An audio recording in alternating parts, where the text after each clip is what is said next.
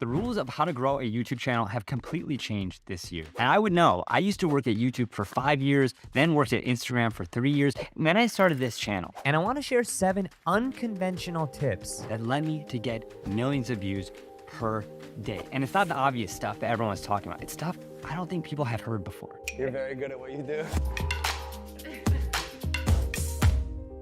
I want to get into the 7 tips, but before I do, quick story from my time at YouTube. Because I had a chance to work with so many amazing creators, celebrities, brands, but there's one person, one celebrity that really stuck with me as I started this channel and made that change that catapulted my channel. And that guy was James Corden. He did something so profound that people don't give him credit for, because at the time that he started his YouTube channel and his late night show, he was relatively unknown. So much so that his security guard wouldn't even let him back in after he took a lunch break because he didn't recognize him. But today, he has a much bigger YouTube channel than most of his peers, despite starting from behind. And it's because of this thing that he told us privately that he's now since said publicly on the Howard Stern show. A bad show for me is one, I think, where we've just made what I consider to be a talk show. Anybody could have read those jokes, done that desk bit, asked those questions, introduced that band and said goodnight. And the ones that I love are the ones where I go, big song, huge taped bit, out, carpool, sketch, music. Because you've said you view your show as a variety show, and I get that. For sure. You're not trying to do a talk show. No. And that brings us to our first tip, which is create content like Corden and not Colbert. Listen, there's 2 types of creators in this world. There are Colberts that have talk shows, do monologues, do desk bits, just do the same formats in their chair and don't really experiment. And then you have the Cordens. It's the people who experiment with different formats. We're going to talk about how to do that. They go outside of their studio. If you look at his channel, he has so many more formats, like Spill Your Guts or Fill Your Guts, Crosswalk Musical, Drop the Mic, Riff Off, Flinch, Face Your Mother. And the key here is this: if you have more format, then you have more opportunities to hook a viewer into constructing their own episode. because YouTube's algorithm will recommend your shorts alongside each other for them to binge. Versus Colbert only has a monologue, the desk week. There's just not as much variety and hooks to speak to different kinds of viewers. And that's where I want to bring this back to my channel and your channel. Because for 10 months of my first year starting this channel last year, I was getting thousands of views because I was basically a Colbert. I was a talk show creator. I was doing monologues, I was doing interviews, and there's nothing wrong with that. But the second I started putting out variety show formats I'm going to talk about here, my channel started exploding. So I asked myself, what would a variety show about my niche, the creator economy, because I want to try to educate creators with everything I've learned from the inside at these companies. But you could ask yourself what a variety show for blank looks like, whatever your niche is. But here's what it looked like for me. Who are these 2 people? Tom Clooney. Tom Clooney? Is that Logan Paul? And I don't know who the other one. One of my formats was Creators for Celebrities, which basically took a look at this whole idea of, is social media more powerful than traditional media? Creators are more popular than celebrities. So I would ask people, is Logan Paul more popular than Tom Hanks? Is MrBeast more popular than Tom Cruise? And the results were fascinating, both in terms of viewership, but also the answers on the street. And it just started exploding to the point where Casey Neistat tweeted out that, like, I need his favorite TikTok. In terms of comparing him and George Clooney, which is nuts to hear your favorite YouTuber say that you made his favorite TikTok. And then Graham Stephan would comment about, yeah, he's disappointed in SpongeBob because he doesn't know who Graham Stephan is when I compared him to Bill Gates. Anyways, I did other formats like creator office hours where I answer questions you guys gave me in my DMs, creator tutorials where I try to give editing tips that are more geared towards creators, and a ton of other formats that we're about to put out. But the key is that more formats equals more hooks equals more watch time. And I think too many people are being a Colbert and doing monologues and interview clips when you could be doing so much more to grow on short by taking this approach. And we're going to talk about how to come up with your format and how to film them. But if I go to the next point, which is just trust the process. Know that some of these formats will bomb, others will take off. Case in point, my Creator vs. Celebrities got tens of millions of views. My creator office hours got hundreds of thousands of views. But the creator tutorials didn't do so well. It got tens of thousands of views, so I cut it. And basically what you have to remember is that for every carpool karaoke, you're gonna have a few celebrity noses. And you're asking yourself, what celebrity noses? Well, that's a format of James Corden's that never really took off. And he has a ton of other formats like that I saw after analyzing his channel over the years. So just know that, and just know there's AI tools coming. I'm working with TubeBuddy, I'm their head creator advisor, and they've told me about this predictive analytic tool where you could literally upload videos to TubeBuddy before you show them to your audience, before you upload them on YouTube, and it'll predict the watch time. So you could get even better at this if you start doing this now and have a variety show. And that brings me to the next tip, which is perfect your first frame. I really believe this is one of the most overlooked things right now, because your first frame to your short form is as important as your thumbnail to your long form. Mark my words. What I mean by your first frame is literally what do you see at 0 seconds of your short? And does everything you see there set up expectation and tension for what you're about to watch? So in my creator versus celebrity example, I asked people, hey, who are these two people? And I had the physical printout of the creator versus celebrity, but it didn't start out that way. It took a ton of hours of iteration. I initially started out where it's just me, a microphone, and I was doing this whole long intro of like, hey guys, we're here in Hollywood asking people who's more famous, creators or celebrities. First up, we have Logan Paul versus Tom. Way too long.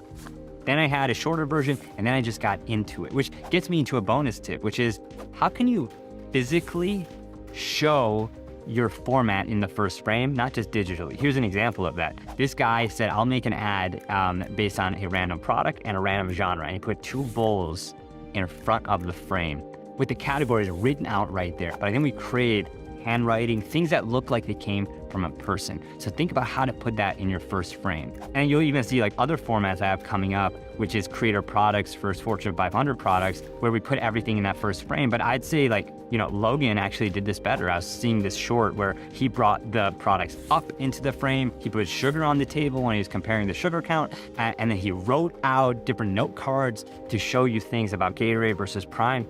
Just a lot of subtle but smart things that are going to the first frame and the rest of the video that allow you to stick out versus all the people who are not even thinking about this, which is like the people who didn't think about thumbnails in 2012. Again, if you get ahead of this, I promise it's gonna lead to so many more views and subscribers like it has for me. Next tip is follow the 3-in-1 rule, which is, can you film 3 shorts in 1 hour? And I know that's a lot, and I know most of us don't even have close to the budget of a James Corden, because if the credits at the end of your video look like what they do at the end of his show, they look like this. You're the producer, you're the director, you're the talent, you're doing everything. I wanna show you my schedule when I filmed the creator or celebrity format, because I would literally set a goal to simplify it as much as possible so I could repeat it 3 times in 1 hour at least, and go out, get 9 videos, which total over 48 million views. And here are 3 things that I thought about in that process of simplifying.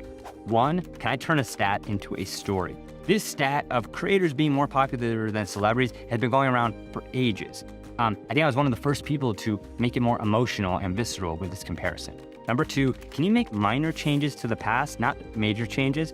I literally studied old formats like Jay Leno's jaywalking when he went on the street, or Jimmy Kimmel's on the street format, to come up with my twist, which led to this. And lastly, how can you have a dialogue, not a monologue, with your videos? Again, I think we're in such echo chambers now that we crave hearing what a stranger has to say, because we're not getting that in our daily life. So by me going on the street, you going on the street, you talking to strangers about something related to your niche, I think you strive and get towards that dialogue, not the monologue. And that brings us to our next tip, which is simplify your speech. Especially in short form, you wanna make sure that your speech, your talking has no speed bumps, because stats show that over 50% of adults prefer to read at an 8th grade level, right? They like to keep it simple, but that doesn't mean you have to dumb it down. So check out this app. It's called HemingwayApp.com. It's absolutely free. You could literally copy and paste a script, bullet points, whatever you're gonna use for your video, and it'll color code and tell you what grade level it's at. Like, here's a script I took from